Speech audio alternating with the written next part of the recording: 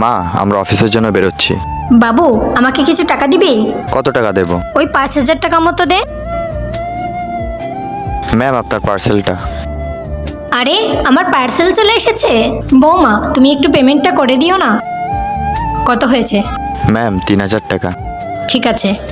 মা, আমি আর মেয়েকে অফিসের জন্য বেরোচ্ছি। বাবু, একটু দাঁড়া, আসলে আমি একটু শপিং এ যাব তো, আমার কিছু একটু টাকা লাগতো।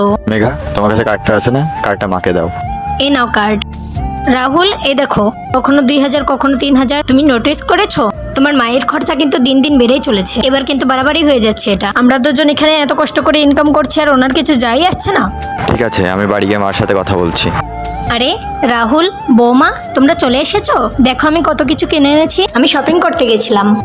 মা, তুমি এসব কি শুরু করেছো? আমি আগামী সপ্তাহ থেকে দিচ্ছি। তুমি তো আগে এত খরচ করতে না। আরে তুই একটু দেখ তো। আমরা দুজন অনেক কষ্ট করে টাকা ইনকাম করি। আর মেঘা ঠিকই বলেছে, তুমি মামা বাড়ি থাকলেই ভালো হতো। তো বন্ধুরা, এরপর কি হলো জানতে হলে ভিডিওটি লাইক করে চ্যানেলটি সাবস্ক্রাইব এখনই করো আর কমেন্টে পার্ট 2 লিখে যাও।